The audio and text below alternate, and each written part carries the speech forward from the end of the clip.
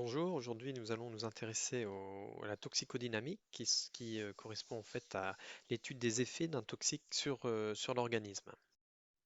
Alors nous avions déjà parlé un petit peu des effets lorsque je vous avais fait part de deux types de toxiques, des toxiques qui sont des toxiques sans seuil de dose, donc une exposition sans dose particulière peut entraîner un effet, et puis des toxiques qu'on avait appelés avec seuil de dose, qui nous avait amené à discuter des valeurs toxiques de référence.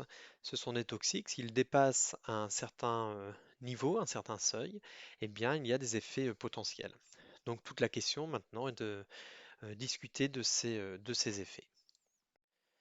Je vous propose tout d'abord d'observer les résultats de cette analyse urinaire. Donc, il s'agit d'une personne qui est exposée à de l'aluminium, le chrome, le cobalt, le nickel dans son milieu professionnel.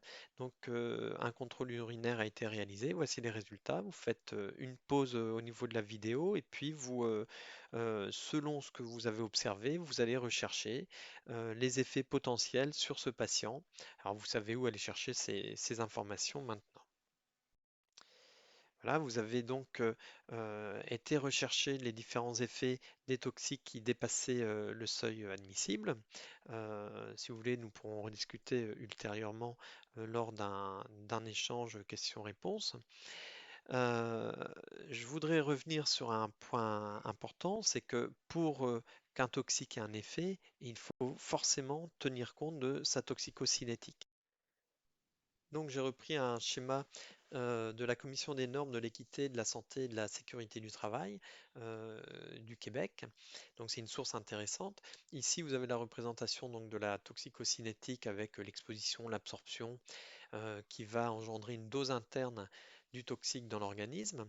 Et puis en bas vous avez les effets toxiques, c'est-à-dire la toxicodynamique. Donc forcément, les effets vont être liés à la possibilité d'atteinte de la cible par le toxique. Donc ça va dépendre à la fois de l'exposition, de la capacité d'absorption du toxique dans l'organisme, et puis ensuite de tout ce qu'on a pu voir, la métabolisation, la distribution, toutes ces choses-là qui vont donner lieu à une certaine dose du toxique dans certains compartiments de l'organisme. Et ensuite, l'effet du toxique pourra se développer à condition qu'il y ait les interactions nécessaires entre ce toxique et par exemple certaines molécules. On rentrera dans ce détail ultérieurement. Alors là, prenons un schéma d'un autre site qui est intéressant. C'est le Bureau international du travail. Donc, ils ont une encyclopédie de sécurité et de santé au travail. Donc, sur la partie toxicologie, voilà l'un de leurs schémas. On retrouve ici donc toute une partie toxicocinétique et toute une partie toxicodynamique. Donc en haut à gauche, vous avez le toxique initial avec une métabolisation de ce toxique qui peut devenir encore plus toxique. On avait dit ça lorsque l'on avait travaillé sur la métabolisation et notamment sur l'activation des toxiques. Et puis vous avez la possibilité bien sûr que ce toxique devienne inerte. Donc c'est la partie droite du schéma avec l'homme qui est représenté ici à droite. Ce toxique ou le toxique initial peuvent avoir des effets. Donc, cette notion d'effet, c'est ce qu'on appellera la toxicodynamique, avec deux grands types au final d'effets. Une voie qui est qu'on appellera non génotoxique, c'est-à-dire qui ne va pas jouer sur les gènes de nos cellules. Et puis une voie qu'on appellera génotoxique, avec des modifications de l'ADN ou de l'expression de notre ADN.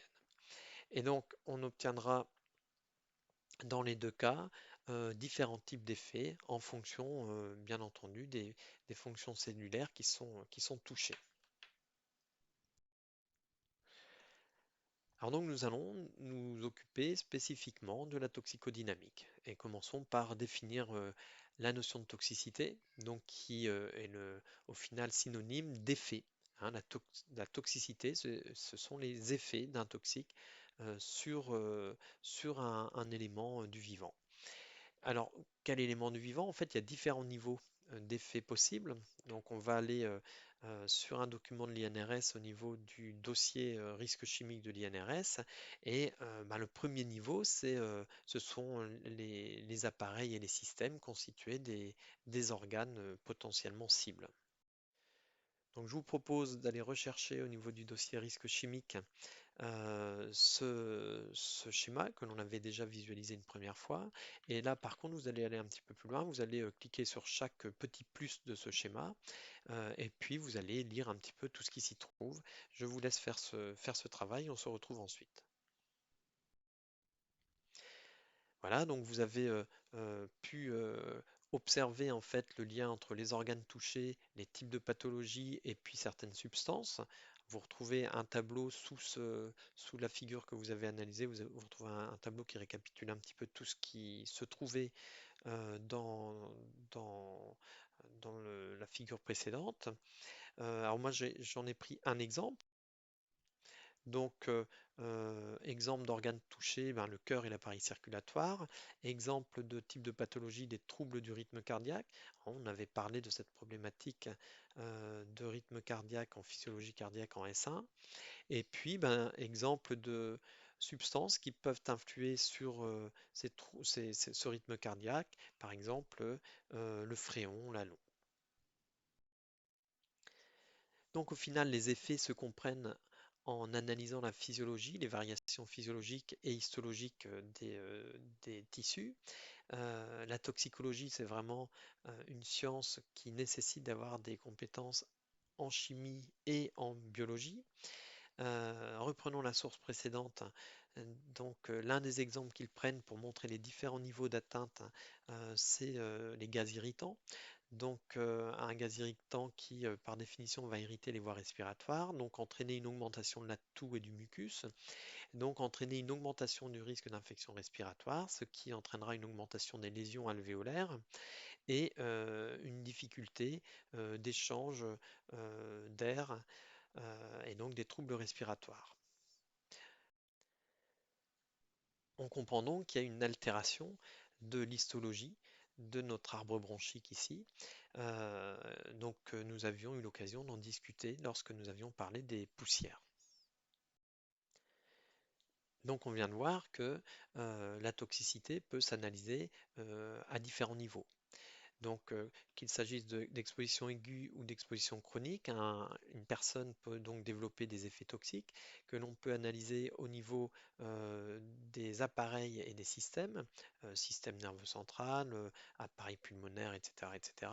Au niveau cellulaire et biochimique, donc toutes les problématiques d'équilibre des réactions chimiques dans l'organisme peuvent être bien entendu touchées, impactées par les toxiques.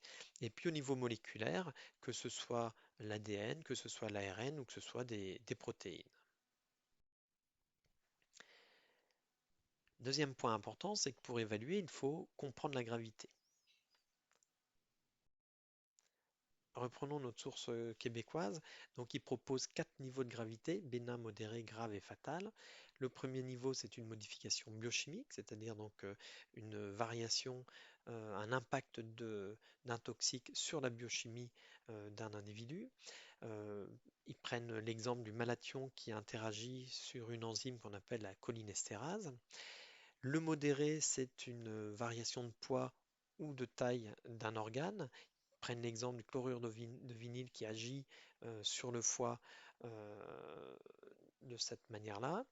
Le niveau grave correspond à une variation morphologique de l'organe, donc qui est vraiment visualisable, hein. Pensez par exemple à un foie gras, il y a vraiment une modification morphologique du foie.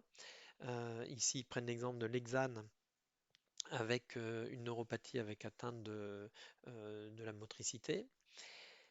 Et puis en fatal, ben, ils prennent l'exemple du cyanure qui entraîne un arrêt respiratoire en empêchant la respiration cellulaire. Poursuivons sur cette même source. Le schéma présenté ici est très intéressant parce qu'en fait, il fait le lien entre la détérioration potentielle d'un organisme et puis la capacité de réparation de cet organisme. Donc vous partez de la partie en haut à gauche, vous avez un individu qui est exposé, donc avec certains effets du toxique, mais une réparation possible de l'organisme, donc une récupération qui permet de rester en équilibre.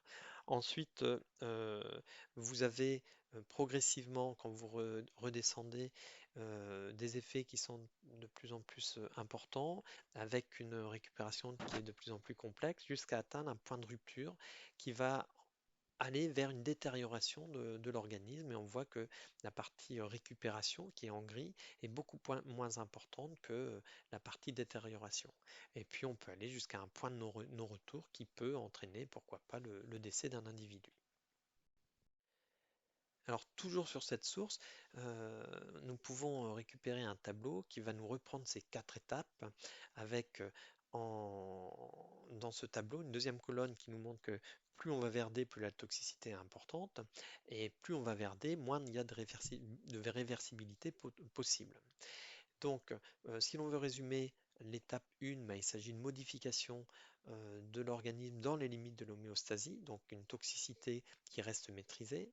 L'étape B, on a un certain déséquilibre puisqu'en fait on a une détérioration que tente de, de réparer l'organisme et puis on peut progressivement aller vers un seuil de rupture et passer à la phase C qui est un déséquilibre non compensé, donc l'organisme n'arrive plus à compenser la détérioration et cela peut aller euh, vers une étape D qui est la détérioration irréversible très probable de l'organisme, pouvant aller jusqu'à la mort de l'individu. Gardons simplement les mots-clés. Donc, l'étape A, eh bien, c'est une détérioration, une atteinte des tissus dans les limites de l'homéostasie. Le B, il y a un certain déséquilibre, mais avec une récupération potentielle par l'organisme. On atteint un point de rupture et on rentre dans la phase C avec un déséquilibre qui est non compensé ici, pouvant nous amener jusqu'à une détérioration avec une irréversibilité très probable. Alors le dernier point que je voulais aborder avec vous aujourd'hui, c'est la notion de l'auto de la toxicologie. Alors l'auto de la toxicologie, c'est simplement se poser la question pourquoi est-ce que chaque individu n'est pas équivalent en termes de réponse à un toxique à l'individu d'à côté. On connaît tous une personne qui a fumé toute sa vie et qui n'aura pas de cancer, et puis une personne qui, avec une hygiène de vie extrêmement stricte, malheureusement décédera à 40 ans.